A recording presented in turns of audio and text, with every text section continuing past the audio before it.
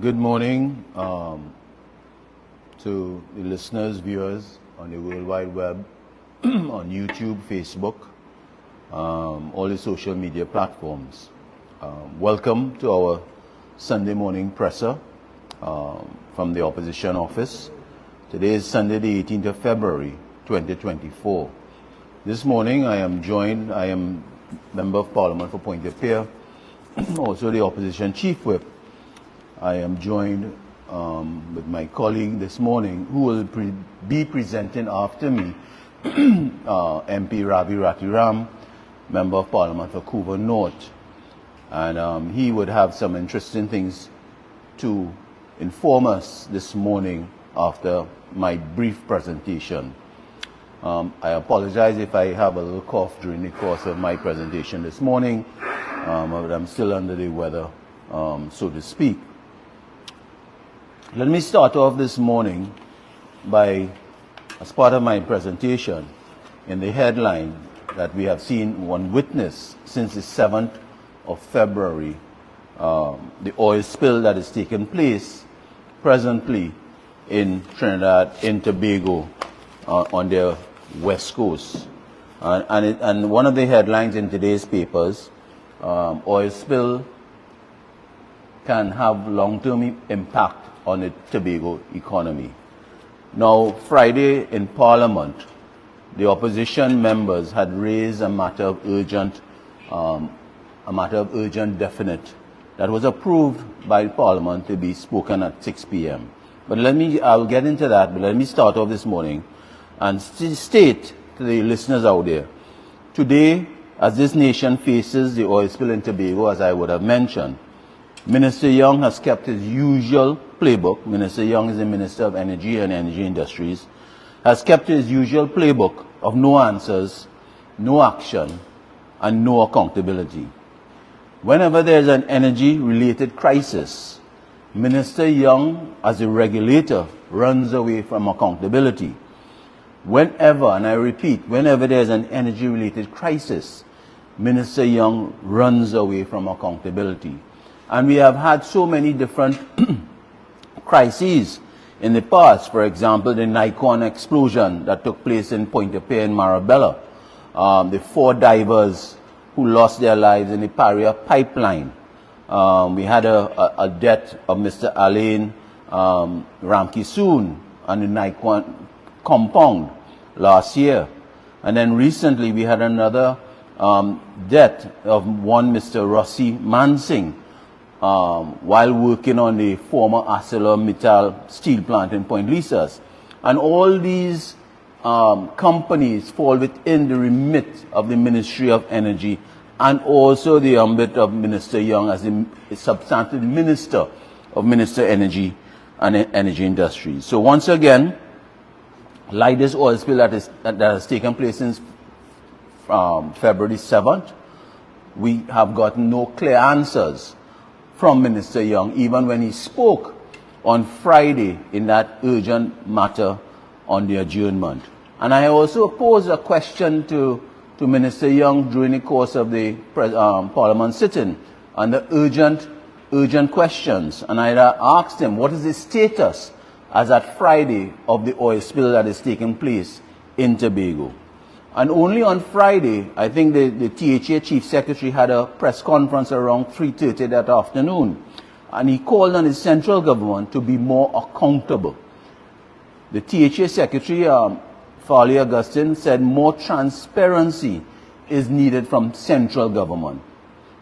At Friday's sitting of Parliament, the opposition exposed this government, and more so the Minister of Energy's lack of political will, his lack of determination, and more so his total disregard to be honest to the population on what has caused this crisis when we debated on our definite urgent matter of public importance on this oil spill on Friday.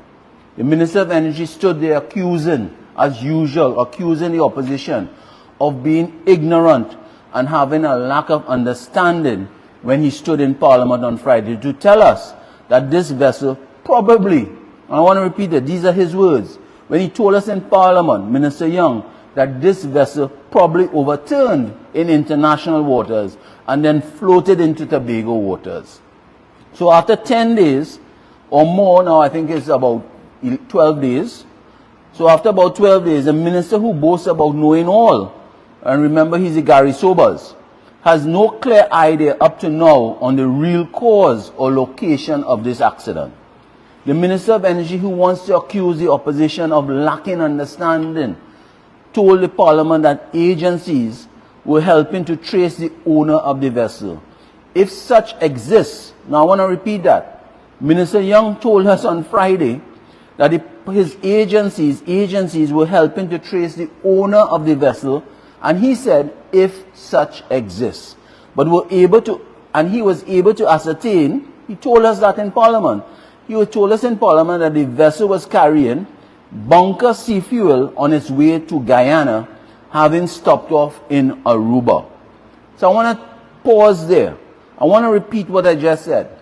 On Friday in Parliament, when Minister Young was debating in the urgent matter of public importance on this oil spill, in his 15-minute presentation, he told us in Parliament that he's aware of where the vessels came from.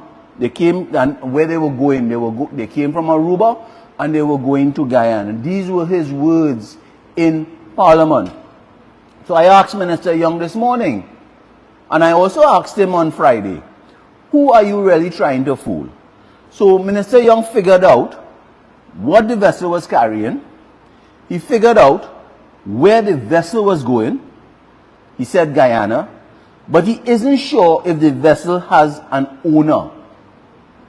So this is some sort of magical stray vessel with no owner. Does Minister Young and the government really know who are the owners and just trying to protect the owners of this vessel? Is it that the owner of this vessel is linked to some energy deals in Trinidad and Tobago, either within Paria or Heritage?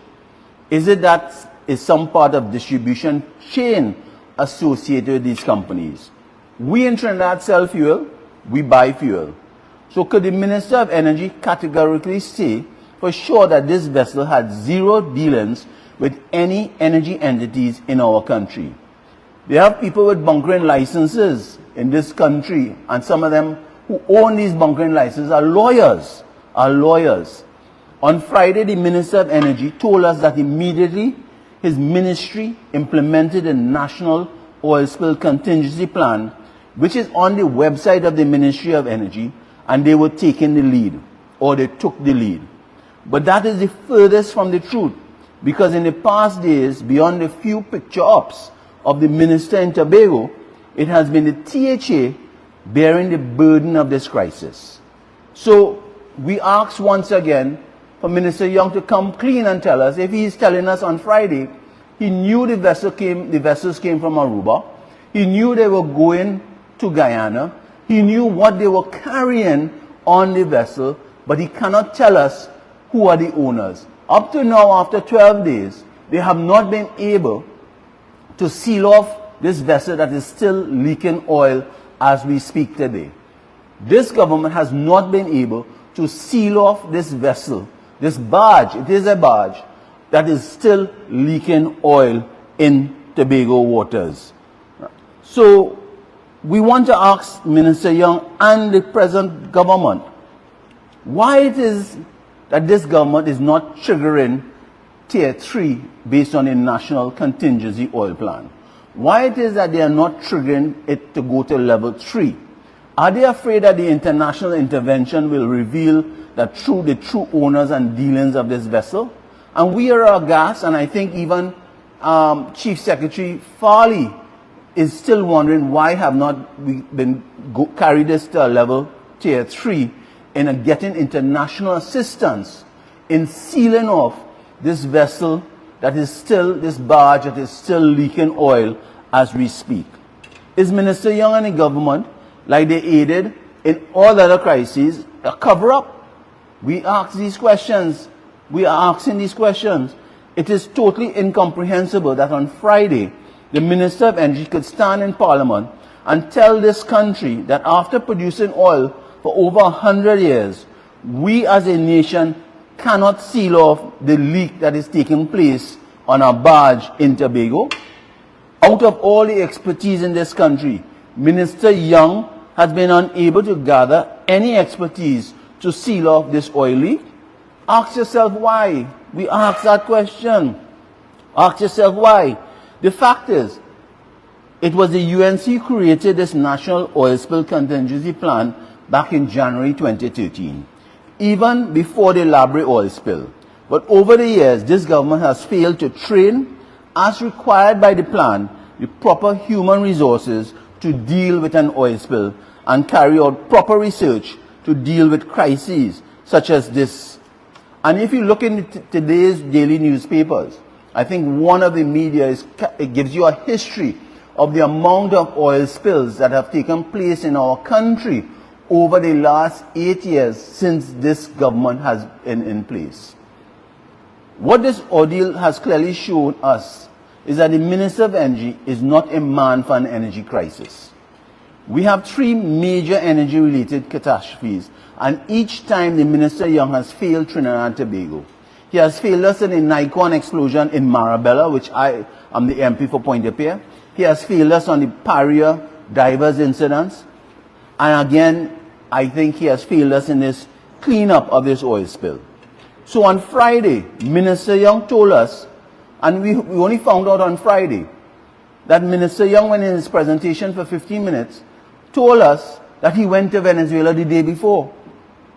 So the day before, I think either Wednesday or Thursday, he was in Venezuela, not to discuss the oil spill in Tobago. And we are now asking, why did Minister Young go to Venezuela 2 days, or last week, Wednesday or Thursday? And it was not, according to him, was not to discuss the oil spill. But when he arrived, he was happy that the people in Venezuela wanted to discuss the oil spill. So we asked the question, because you see, Minister Young always seems every other week to be in Venezuela. And we asked the question, what he was doing in Venezuela. What was Minister Young doing in Venezuela last week, Wednesday or Thursday?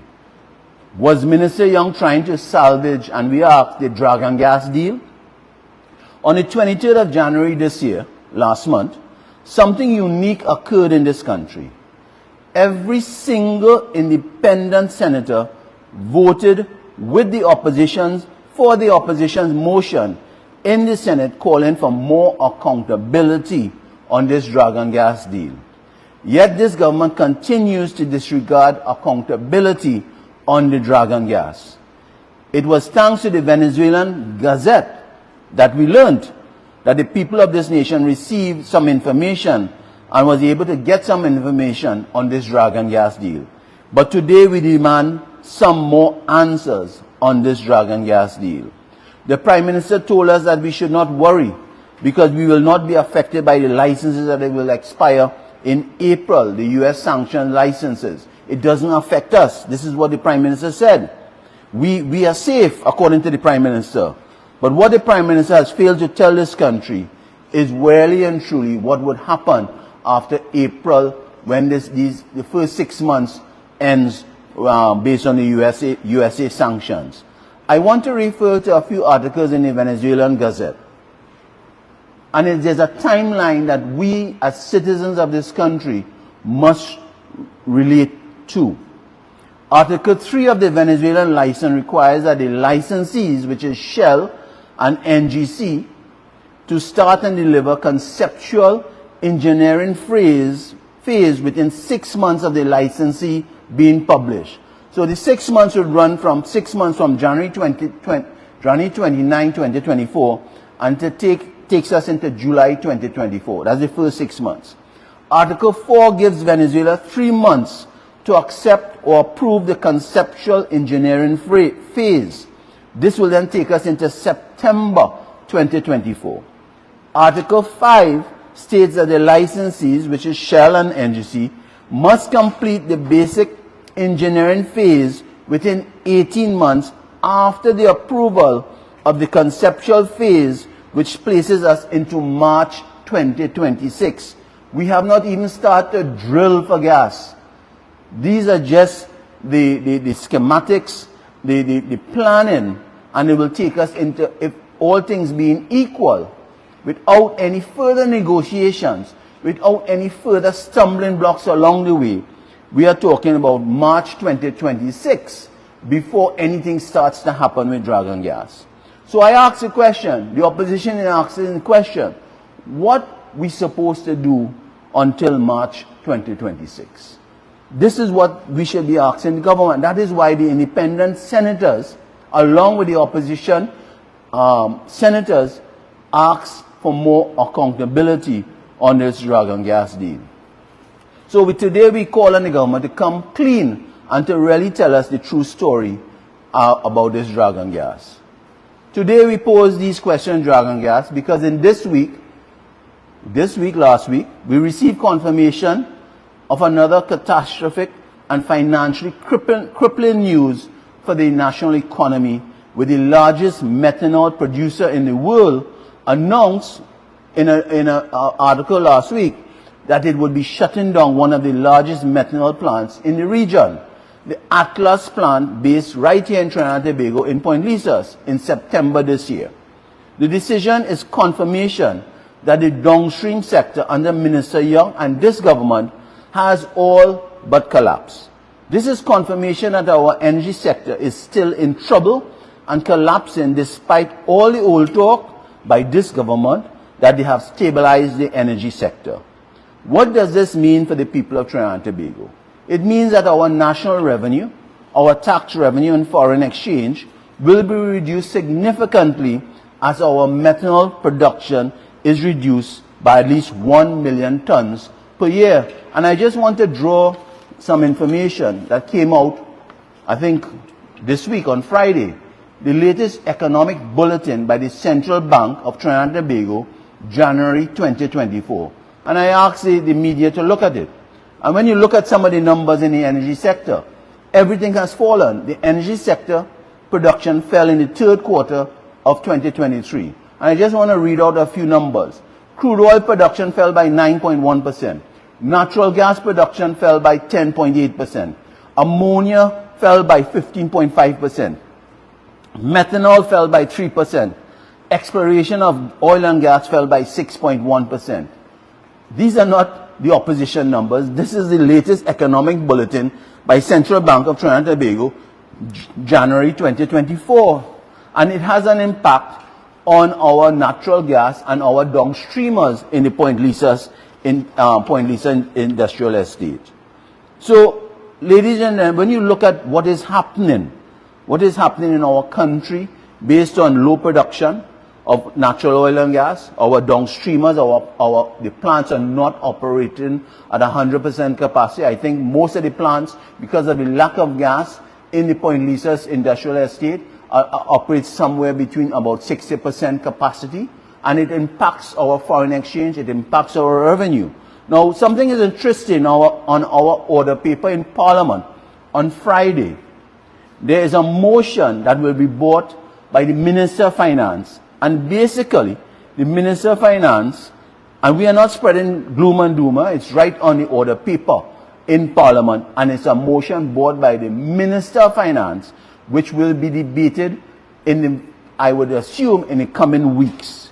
And basically what that motion says by the Minister of Finance, the Minister of Finance has placed a motion to increase the development borrowing limit in our country by an additional $10 billion. $10 billion. So what Minister of Finance in a nutshell is coming to ask, to have some fat, some leeway to be able to borrow up to a maximum further $10 billion in this country. $10 billion.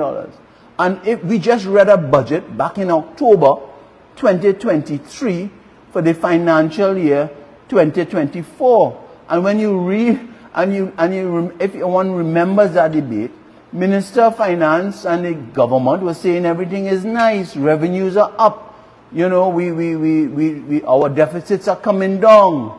And now you see on the order paper a motion where the Minister of Finance is coming to ask to be able to borrow a further $10 billion in our country. And I am sure our opposition leader will have much more to say on these borrowings that has been only astronomical and keep rising year upon year, even against all the stories that the Minister of Finance has said everything is nice in our country.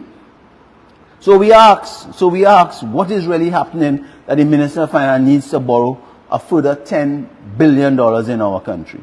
So the Minister of Finance is aware that maybe, and we ask, maybe there's a massive revenue shortfall that is taking place in our country.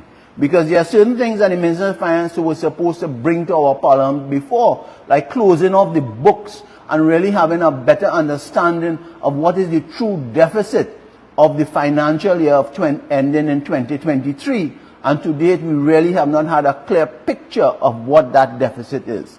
So, and I just want to say that because of the Methanex plant being shut down, there are certain things that has happened in our country over the last 8 years. And I just want to put that to the listeners and the viewers out there. Our natural gas production has gone from 3.5 billion standard cubic feet of gas to 2.6 billion today. That alone tells you that our plants cannot operate efficiently given the lack of gas. Atlas, the methanol plant, is shutting down as there's a gas shortage because this government failed once again on deep water bid rounds for the past 7 years. Atlas is shutting down because there's a gas shortage, because this government has failed year after year to offer proper incentives for upstream companies to invest in exploration. I want to stick a pin here. This government, over the last 8 years, has done nothing in trying to incentivize our energy sectors, our energy companies in our country to explore for further gas and oil in our country. This government has placed everything on this dragon gas and the relationship with Venezuela for the past 8 years. And nothing is wrong with that.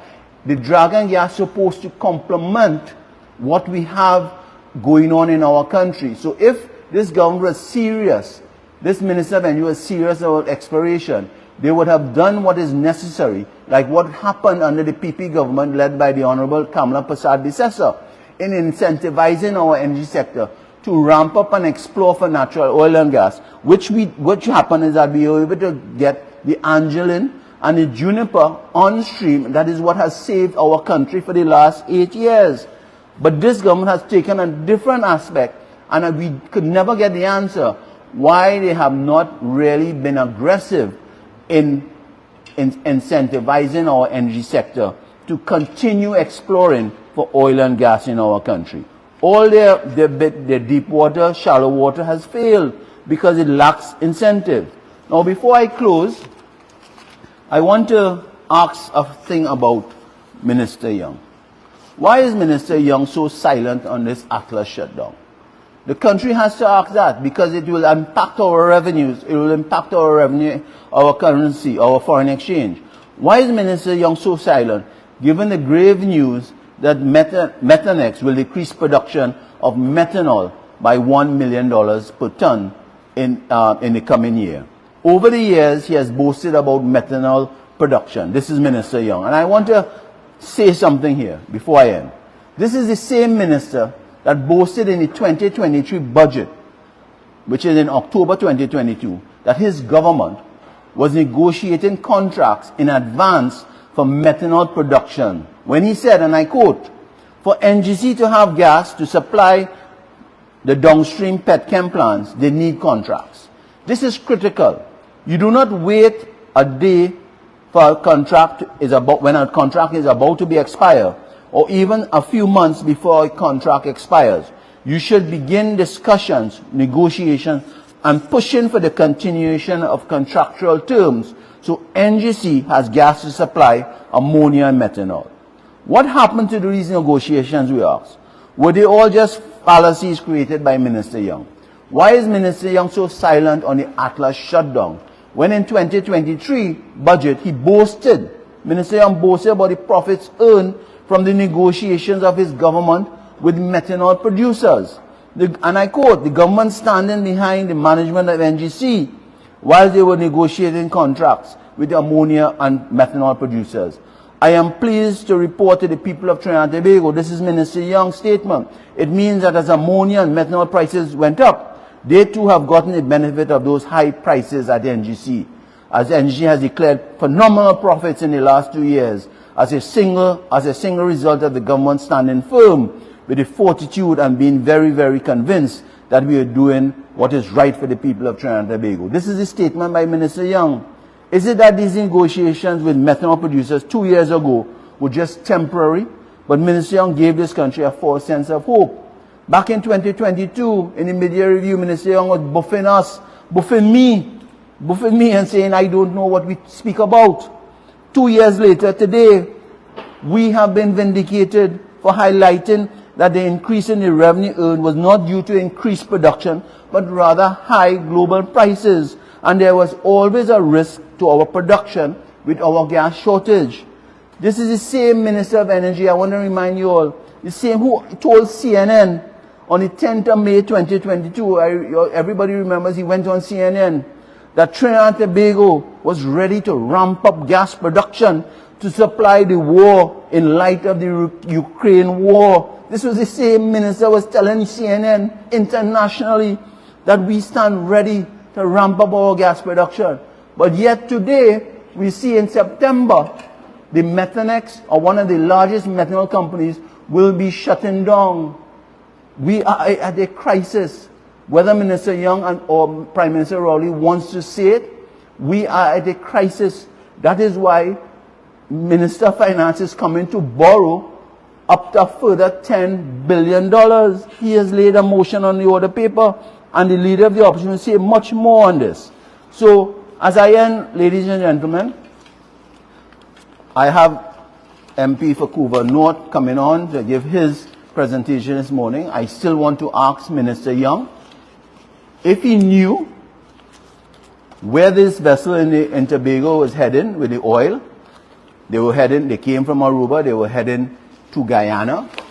He is saying that, and up to date he cannot find the owners, he cannot find the owners of the barge to be able to get the plans and the schematics of how the barge was built, the layout of the plan, so that the divers can seal it off properly and know where to seal it off. And we ask the question, why after 12 days we are no closer in finding the owners to be able to get that information? And the other question we want to ask before I leave, why we have not raised the tier 3 that I think the Chief Secretary is asking for, to raise it to tier 3 where we can get proper international assistance. So ladies and gentlemen, I want to thank you for your time this morning, and as I ask my colleague, the MP, distinguished honorable colleague, the MP for Couva North, to join me here and to for him to present to you this morning, I thank you, and we look forward to MP Ratiram.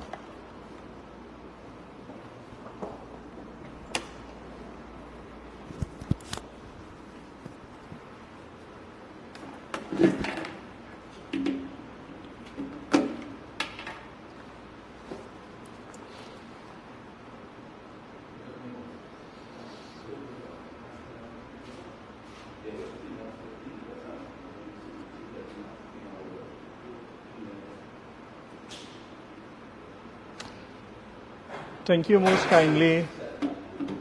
Thank you most kindly, our Chief Whip, Shadow Minister of Energy and Energy Affairs, MP for Pointe-a-Pierre, and Deputy Political Leader, Dr. David Lee, for that very informative and mind-opening presentation exposing this incompetent, uncaring PNM administration and the issues surrounding. A pleasant good morning to the Honourable Leader of the Opposition, the Honourable Kamla Prasad-Bisasa, and my parliamentary colleagues. Good morning to members of our communication team who are here with us, members of the media who are joining us locally, regionally, and internationally, my brothers and sisters here in Trinidad and Tobago, and those who are joining us internationally via the various social media platforms. Pleasant good morning to one and all. This morning, I'm going to use my time to discuss with you the oil spill in the southwestern coast of Tobago and the impact that this oil spill is having on the various sectors, the various industries, and the various stakeholders. Brothers and sisters, today being 12 days after a vessel had run aground and overturned off the coast of Cove with hydrocarbons spilling into the ocean, and this government doing absolutely nothing to stop that spill, is a testimony of their incompetence, a clear dereliction of duty, and an indication that they have totally expired their usefulness, if ever they had any. To attempt to fool the population once more of this ghost ship, this Gulf Stream, and trying to foist upon the population that they don't know and hiding from the population, it really leaves us to wonder, how do they think about the citizens of this country? Do they think the citizens are foolish that are going to believe this stupid rhetoric that they are attempting to peddle, when they know for a fact that there was a tugboat associated with this Gulf Stream by the name of the Solo Creed, and the radar system, the national surveillance system, the radar system, clearly picked up information on these vessels. They want to push an agenda for the population to swallow, that they have no idea who the ship belongs to, where the ship comes from, etc. Well, I want to ask the government, who are they really trying to protect? What it is that this government have to hide? This government, according to the Chief Secretary of the Tobago House of Assembly, this government has to be more transparent and more accountable to the citizens of Trinidad and Tobago. Chief Secretary made a statement to the media on Thursday, the 8th of February, and this was reported in the Newsday newspaper just one day after the vessel was found. And the headline of that article stated, "Tobago may need international help after oil spill." I want to go into the article. The THA Secretary, Farley Augustine, says, "There is a strong possibility Tobago may need international assistance to address the environmental fallout from an oil spill caused by a boat found overturned on Wednesday in the sea about 200 meters off the coast of the Cove Eco-Industrial Park." That article continues where Chief Secretary, addressing a news conference on Thursday at Scarborough Lay-by, Augustine acknowledged that fishermen, beachgoers, and islands tourism sector will be severely affected by the oil spill. He told reporters the situation was grim, and he's quoted here, "We have at this time the threat level elevated at Tier 2, but we anticipate that in the coming hours it may very well be elevated to Tier 3, Augustine said. In the Parliament on Friday, the Honourable Prime Minister indicated that they have activated the 2013 National Oil Spill Contingency Plan, which of course was developed by the People's Partnership under the leadership of the Honourable Kamala Prasad Bisesa by our former Minister of Energy, the Honourable Kevin Ramnarine. And I want to take a moment to make reference to something that was put out in the public space by the Honourable Kevin Ramnarine. This states from Kevin, 11 years ago, I triggered the National Oil Spill Response to Tier 3, and within 24 hours, a cargo plane from OSRL landed with equipment to combat the spill. With oil spills, especially in the open seas, you have to respond fast. This is arguably a much larger spill than 2013's spill. The Gulf Stream is still leaking, and we still don't know the quantity of liquid hydrocarbon inside it. It is going a week now that it is leaking. And I thank Honourable Kevin Ramnarine for his contribution and his contribution to the energy sector during that period. The Prime Minister making reference to this National Oil Spill Contingency Plan, where the plan clearly outlines the different categorization of oil spill levels of the different tiers and the corresponding responses that are required. So folks, I want to share with you from the National Oil Spill Contingency Plan where a Tier 2 and Tier 3 are defined. Tier 2 spill are small or medium-sized spill where significant impacts are possible and area or national support for adequate spill response is required. Let me repeat that for you. Tier 2 spills are small or medium-sized spills where significant impacts are possible and area or national support for adequate spill response is required.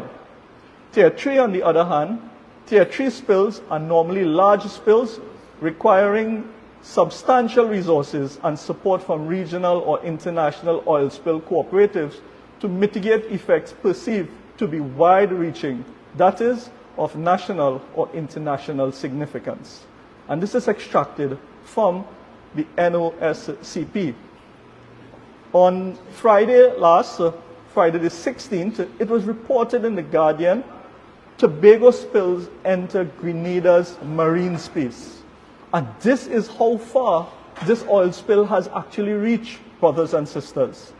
Quoting from Guardian newspaper, Grenada has contacted the Caribbean Disaster Emergency Management Agency and other partners as possible oil from the Tobago oil spill has entered their marine area of responsibility.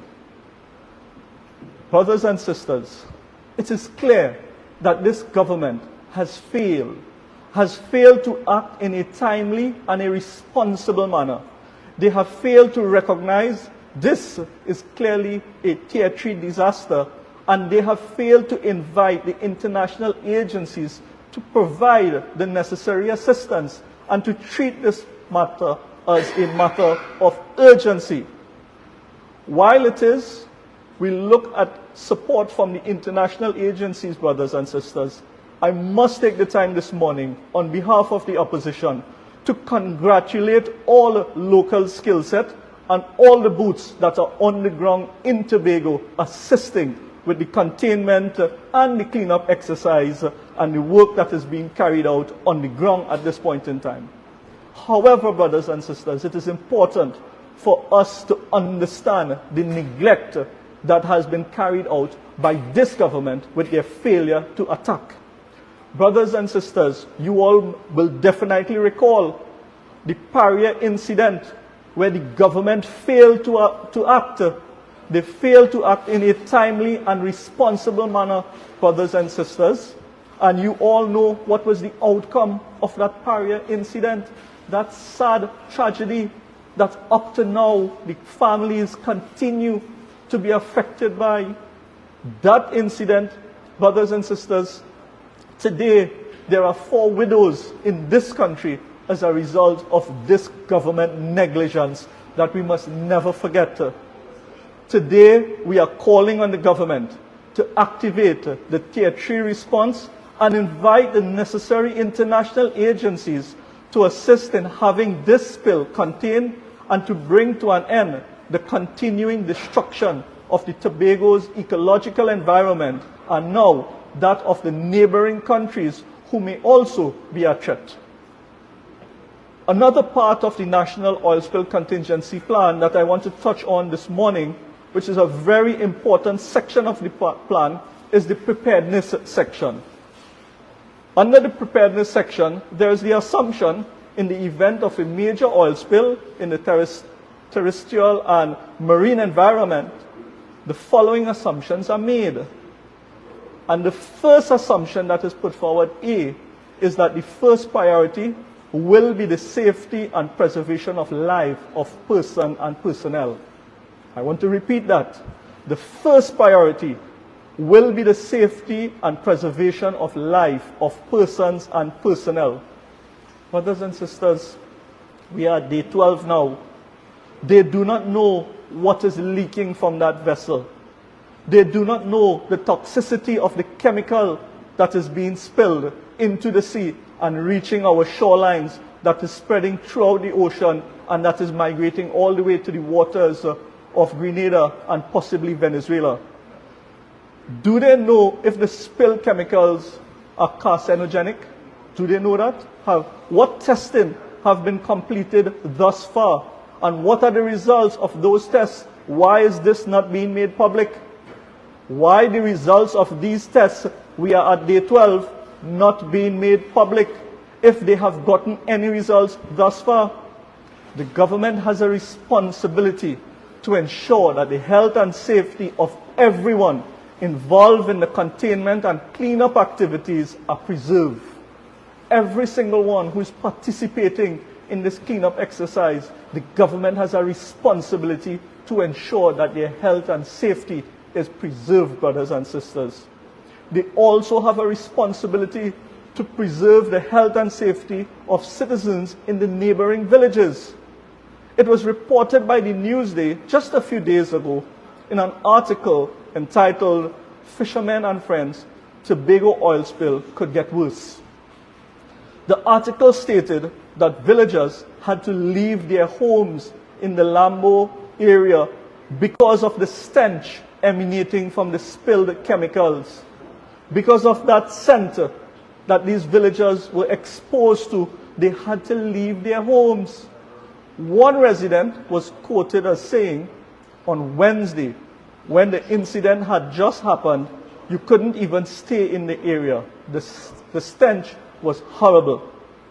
Another resident from the same area, who gave his name only as Hiram, said he was aware of the incident on Wednesday when he came home from work and asked about the stench. Brothers and sisters, we need to ask the question and we need answers. Is continuous air quality monitoring being conducted? Are they conducting continuous air quality monitoring? Are these residents being exposed to volatile organic compounds or any other harmful pollutant exceeding the permissible levels and compromised air quality? What are they using to clean up the spill at this point in time? They need to come and tell the population.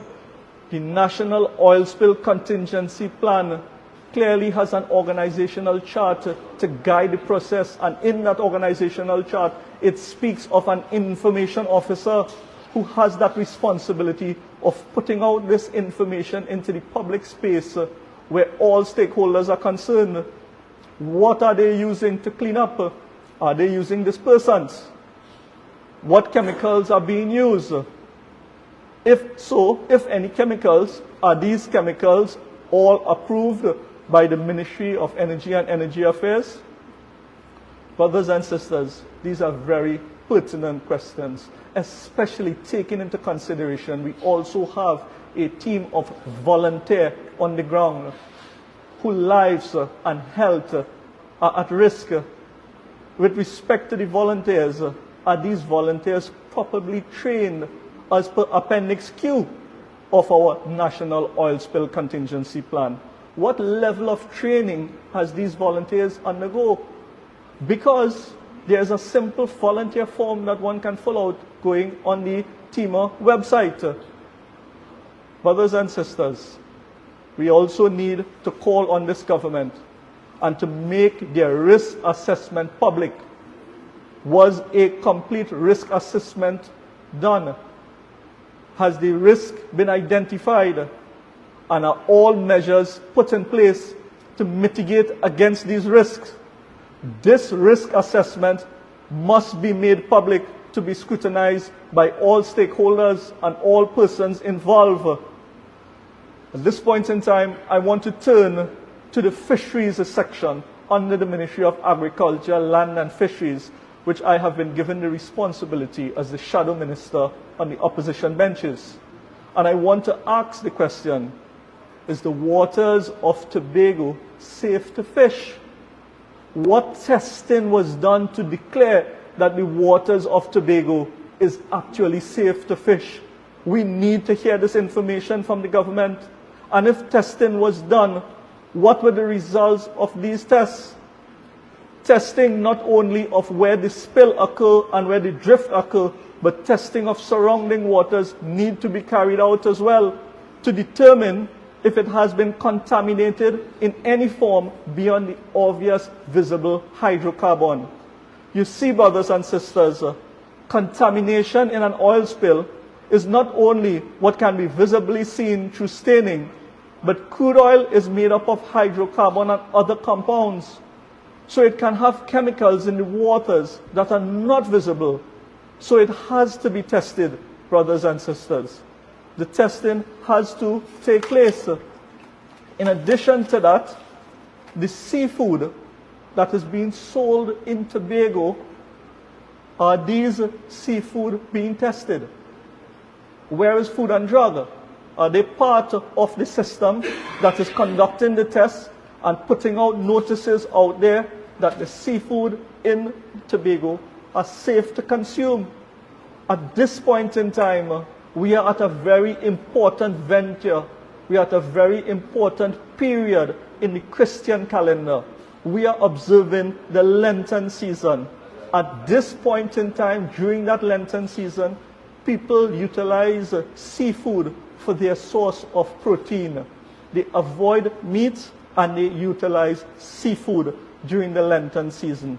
We saw newspaper clippings where the fisher folk indicated that the price of a fish would most likely be increasing during this period because there is definitely going to be a shortage in supply of the seafood. The fisher folks have been grounded. Vessels from Scarborough to Blackrock have been grounded by the Cove, Rockley Bay, Lambo, all these fisher folks across that region, across that area in Tobago cannot ply their trade, cannot go out and earn a living, earn an income to put food for their families on their table. What is this government doing at this point in time to show compassion for these families? What this government is doing at this point in time to take care? There is absolutely no communication whatsoever coming from the Ministry of Agriculture, Land and Fisheries. And I call upon Haji Senator the Honorable Kazim Hussein to break your silence and come forward and speak out and say what it is that you are going to do to help and to assist these fisher folks. This government clearly lacks empathy. We saw that we needed an inquiry, a commission of inquiry into that Paria tragedy for them to hear for themselves that there is a humanitarian side to the natural disaster. There is a humanitarian side, that there should be some kind of compassionate grant in place. Brothers and sisters, this morning we in the opposition are calling upon the government, while it is that the contingencies plan speaks of compensation, which will happen in a long time from now, hopefully, if the government uphold what is expected of them, how these families are going to make it through this tough, turbulent time. How these fisher folks. So we in the opposition, we are calling upon this government, we are calling upon the Ministry of Agriculture, Land and Fisheries to institute a compassionate grant for the fisher folks of Tobago to assist these fisher folks and to assist the families of these fisher folks. Clearly, brothers and sisters, this government have not learned from the Paria incident.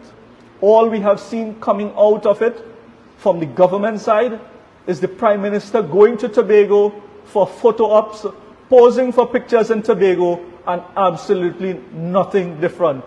The Chief Secretary and the THA continues to pilot, continues to spearhead, continues to do what it is they are doing there, and central government fail to provide that national security information on these vessels, who are the owners of these vessels, where really these vessels came from and were going, etc. This Prime Minister has shown total lack of consideration, care and compassion to the people of Tobago, brothers and sisters, and he must be called out on it. It must not be left untold. The story must be told, brothers and sisters, by all the citizens of Trinidad and of Tobago. It is imperative that the government takes swift and comprehensive action to contain the spill, mitigates its impact, and provide support to those whose lives and businesses have been upended. Brothers and sisters, it is time for the government to prioritize the preservation of our environment and the well-being of our fishing community.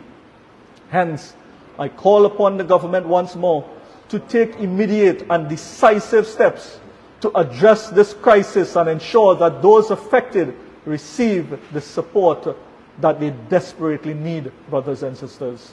The failure of this government to effectively respond to the oil spill represents not only an environmental catastrophe, but also a profound failure of leadership in this government.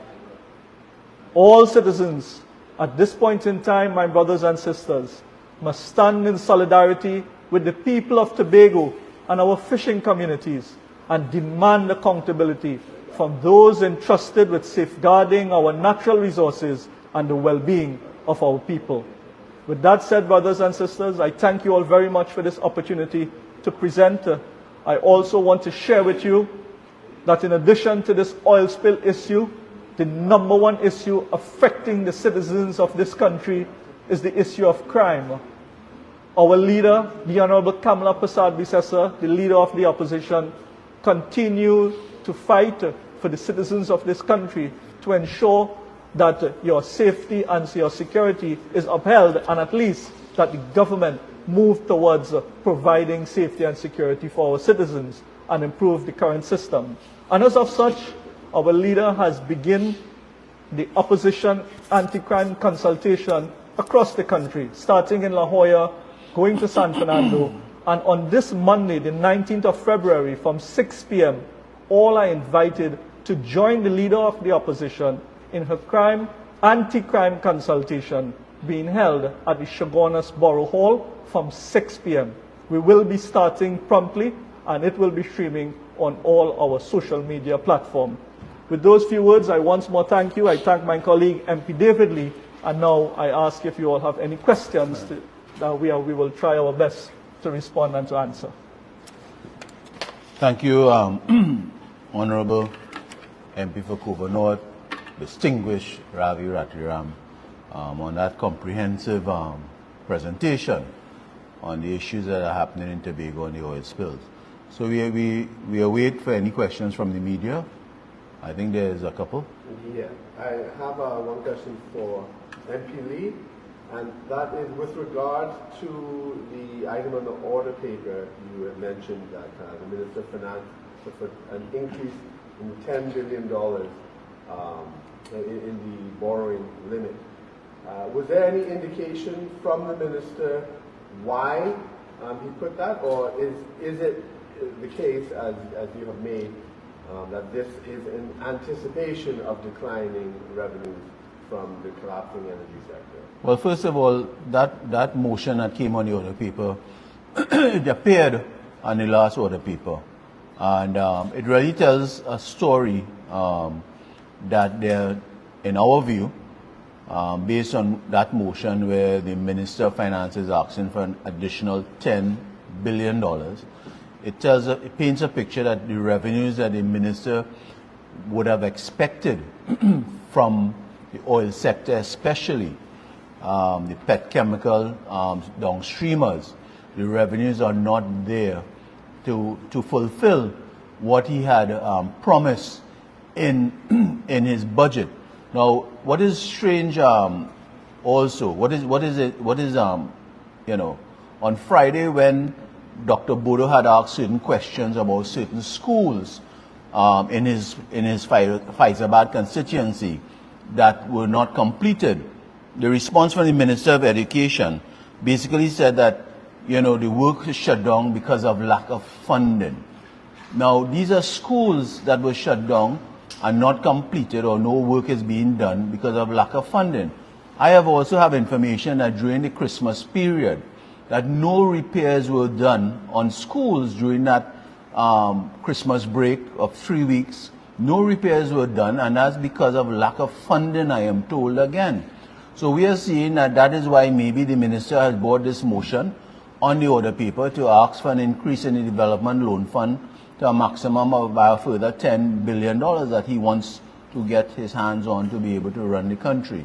So I think, I know for a fact the opposition leader has signaled to her team that we are looking at it very closely, because over the years, over the last 8 years, you would have seen a host of borrowings done by this government.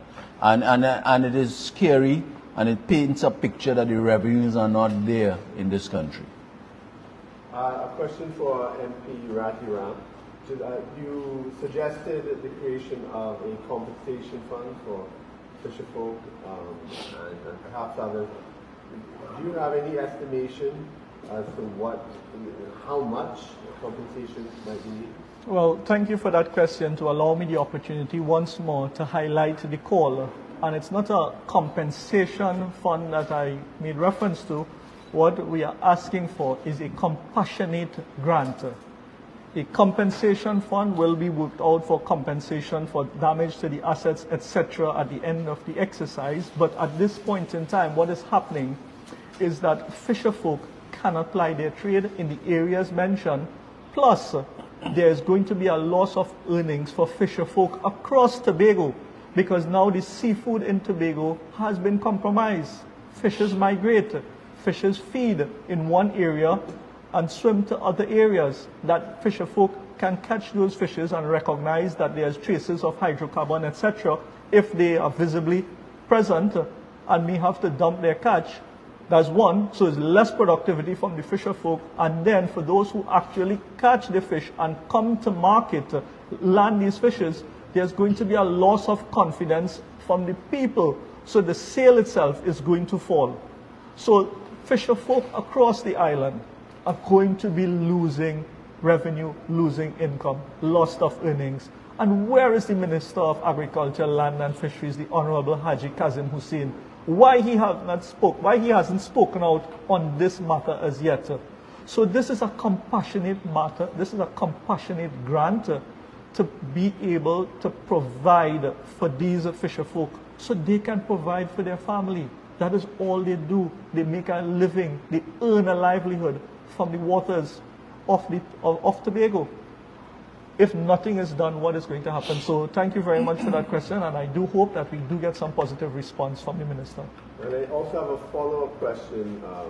When you were speaking about the possible contamination of seafood and testing needing to be done, are you aware at all of the capacity of our relevant institutions to be testing the seafood? Well, one thing I can tell you is here in Trinidad and Tobago, we have a lot of resource with our public servants out there. We have great resource. We have solid institutions. What we are lacking in this country is leadership and the management of these resources. I am certain if food and drug is to be deployed, if it is that we are to use Kariri, we are to use different labs in the region to have these things tested, it can be done. But the question is it being done at this point in time? We have not heard a single report that testing is being done and that the seafood that is being sold at XYZ location are safe to consume. So now naturally there's going to be again a loss of confidence in the entire fisheries sector in Tobago, and some level of compassion needs to be demonstrated.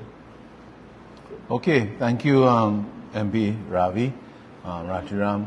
As we end, I just want to remind all of us that tomorrow we'll have, as MP Ratiram said, we'll have our third anti-crime consultation at the Shogunas Borough Hall at 6 p.m. And all are invited. The general public is invited to come and listen and vent and hear your views, ask your questions. I think we have a very Professor Cujo is one of the presenters tomorrow, Selvin Cujo, and we all know the strength of Professor Selvin Cujo and his writings in the daily papers. So again, I want to thank you all this morning for being here, listening, and taking the time to be with us this morning for our Sunday morning presser by the opposition office. I thank you.